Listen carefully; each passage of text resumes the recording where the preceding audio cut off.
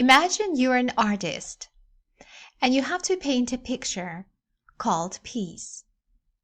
What would you draw? What would be on your painting? If we haven't met, I'm Magdalena, a qualified English teacher whose passion is helping English learners. And if you would like to get to know me better, feel free to browse my channel or contact me at my email address. Welcome to the second video of my Advent English series. Remember the 4 candles on the Advent wreath? Remind us of the virtues that prepare our hearts for Christ's coming. The first candle represents hope. And if you haven't watched my first video on hope, please do. You will improve your English and also feel inspired. The second candle represents peace. The third candle represents joy. And the fourth candle, love. Since the second week of Advent represents peace, today's video will focus on peace. First, we'll look at different definitions of the word peace. Then we'll go through some vocabulary related to this word, including idioms. After that, we'll talk about the importance of peace. Is it really important? And can we truly find it? I hope you will love this video and find it practical and inspiring. Let's start with the definition of the word peace. According to the Cambridge Dictionary, peace is freedom from war and violence, especially when people live and work together happily without disagreements. Another definition says that peace is a situation in which there is quiet and calm. How do you like these definitions? Honestly, I don't. To me, they sound pretty shallow, not deep enough. Peace must be more than just freedom from war and violence, right? And of course, quiet and calm sound great, but what if my situation is not quiet or calm? Can I still have peace? I'm sure you heard about Mother Teresa. She said that peace starts with a smile. But where did she get her peace? Someone else said that true peace is looking at yourself in the mirror every day and not feeling guilty about anything. But is that even possible? Another person said peace is an ideal human condition. Since it's ideal, does that mean it can never be reached? Some say peace is a condition of mind brought about by a serenity of soul. Serenity means the quality of being peaceful and calm. But what gives my soul serenity? In Hebrew, the word for peace is shalom, and it means being complete, being whole. It's like having all the pieces of a puzzle, not missing even one. But is it possible to be whole in this broken and messed up world? What do you think? I would love to hear your definition of peace. While you are thinking, let's look at some vocabulary related to the word peace.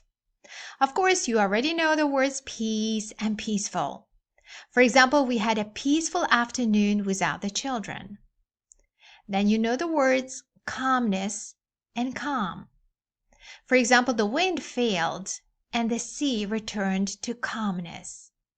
The sea was calm, or you could say stay calm. You've just heard the word serenity, which means the quality of being peaceful and calm. For example, she was able to face death with serenity. Serenity is a noun. Serene is an adjective. It means peaceful and calm. For example, she looked as calm and serene as she always did. The next word, tranquil, means calm and peaceful and without noise, violence, worry. For example, she stared at the tranquil surface of the water. Tranquility is a noun. For example, the hotel is a haven of peace and tranquility. Did you hear? Haven. I didn't say heaven. Haven. Haven means a safe place. So the hotel is a haven of peace and tranquility. Let me mention also the word harmony here. A situation in which people are peaceful and agree with each other, or when things seem right or suitable together. For example, the couple lives in perfect harmony.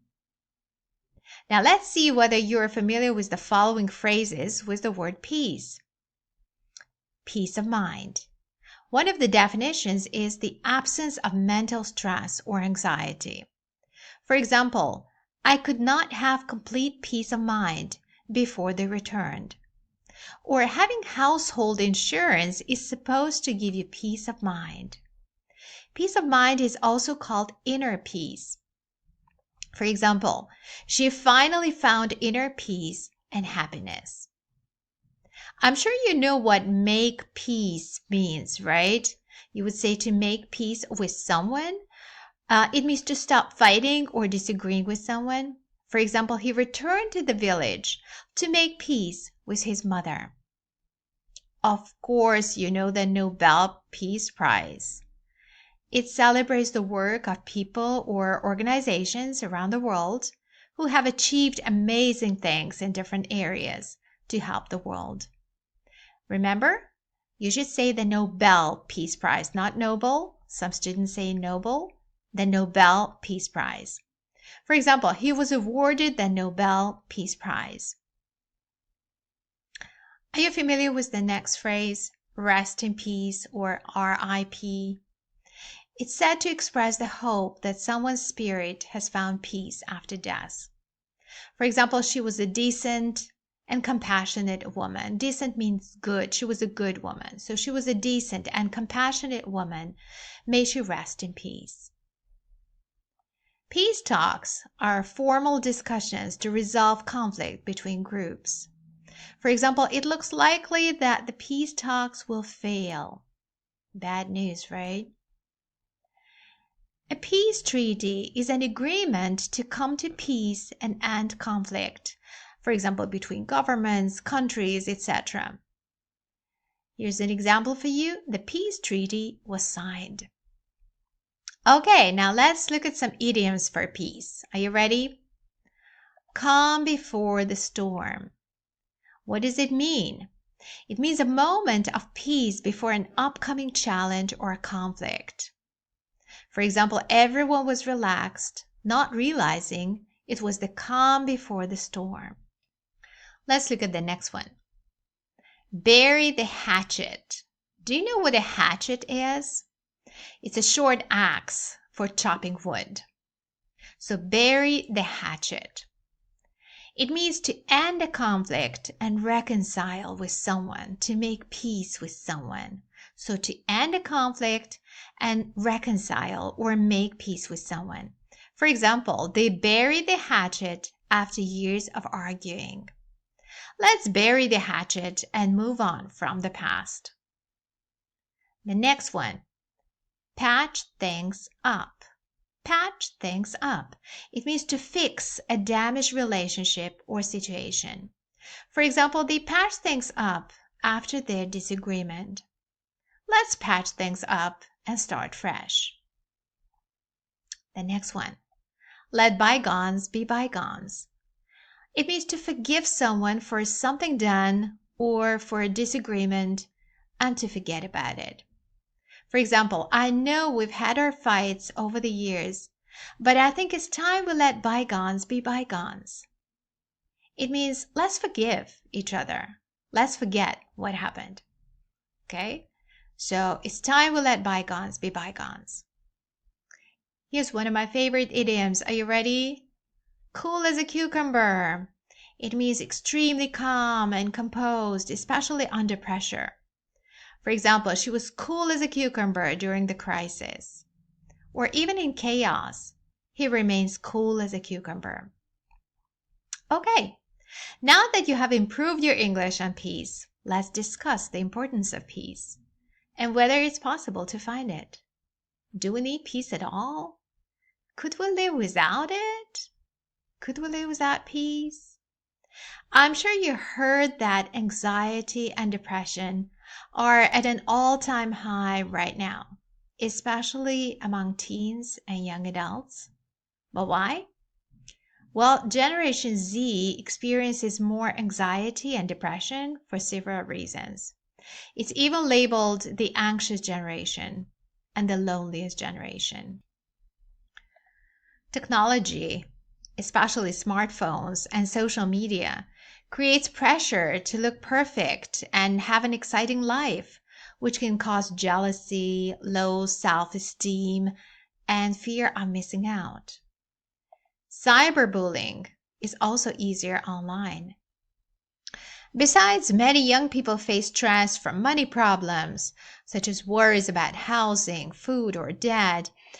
School pressure is another big factor, as many teens feel they must get good grades to enter a good college, and social media makes this competition even stronger. Constant access to negative news also increases anxiety, especially during events like the COVID-19 pandemic, when media reports made the future feel uncertain and scary. But it would be naive to think that only Generation Z suffers from anxiety. Anxiety is a common problem for people of all ages. Younger people often feel pressure from digital life and an unstable economy, while older generations may feel stressed because of money worries or global events. However, studies show that Gen Z usually has the highest level of anxiety. But it seems we all need this thing called peace, right? Not only Gen Z. There are so many things trying to steal our peace. They are like thieves of peace. What or who is the thief of your peace?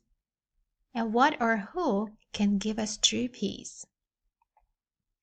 Many of us who celebrate Advent believe that humanity's original peace was found in our Creator, who designed us and made us in His own image. But we lost that original peace with God in the Garden of Eden through disobedience, which led to separation, shame, conflict, and death. A baby can find true peace in a mother's or father's loving arms. The same is true for us. Only our Creator, who knows us and loves us as we are, can give us true peace, the serenity and peace of mind we mentioned earlier. But if our true peace was originally in God, then to regain this peace, to get it back, we have to look for it in Him again, right? The problem is that we often look for peace in other places. Some try to find peace in religion, some in money and wealth, some in fame, some in relationships, some in success, some in social media, and some try to find inner peace within themselves. But nothing can truly satisfy us, because the emptiness in our heart is shaped like God, our Creator. He's the only one who can fill our hearts with true peace. Did you hear that? I didn't say that religion can give us real peace. God does not want religion. He wants a relationship.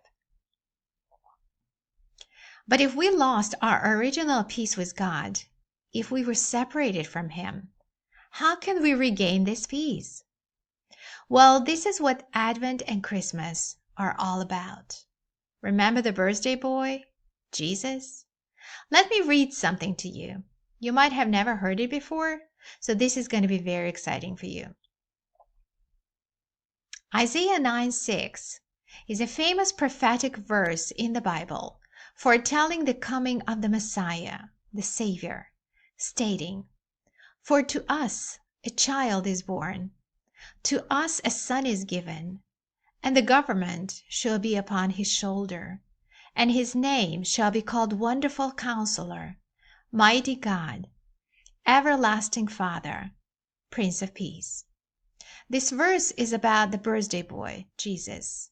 He is called the Prince of Peace. As Stephen Furtick, an American pastor, author, singer, and composer, said, he is not called the Prince of Convenience, or the prince of my preferences. God is not promising us convenience, that everything will be great, everything will be perfect. We can also relate it to your English learning. God is not promising that you will never make mistakes. Your English will be perfect. No. Jesus, the King of Kings, was born in very imperfect circumstances, not in a palace, but in a stable, in a manger. Do you know what a manger is? It's an open box that cows, horses, and other animals feed from when indoors. What does this mean? Does it mean that if you put your trust in the Prince of Peace, you will never have storms in your life? No. But you can be sure that He will meet you in the storm. He will guide you. He will give you strength and hope. He will give you peace that doesn't depend on circumstances. This peace doesn't come from the world, from people. Because if it comes from people, then people can take it away. If it comes from situations, situations can change and take your peace away. You don't want peace that comes from a promotion at work, or from a convenient circumstance, or from social media, or from a feeling. Because this kind of peace is like a bubble. It will pop. You want peace that the world didn't give, and the world can't take away. This true peace is found in the Prince of Peace, and only in Him. Remember, I asked you a question at the beginning of the video? Imagine you're an artist and you have to paint a picture called Peace. What would you draw? What would be on your painting? Well, there is a beautiful painting by Jack E. Dawson called Peace in the Midst of the Storm. I can't show it to you for copyright reasons, but you can close your eyes and imagine it as I describe it. You can look it up later if you'd like. In this picture, a tiny dove, a tiny bird, rests quietly in her nest, even though a loud storm and a strong waterfall are all around her. The artist wants to show that life will always have storms. Difficult things will happen, and evil exists in the world. But the Prince of Peace is stronger, and if we trust Him, He will be with us in the storm. So my hope for you is that you find a safe place in the one who has power over every storm. Only He can give us real peace, even when life feels dark or scary. Let me finish with Jesus' words in John 16:33. I have told you these things so that you may have peace in me. In this world you will have trouble, but be of good cheer. I have overcome the world. Thank you so much for giving me your precious time. I hope to see you in the third week of Advent too. Until then, put your trust in the Prince of Peace.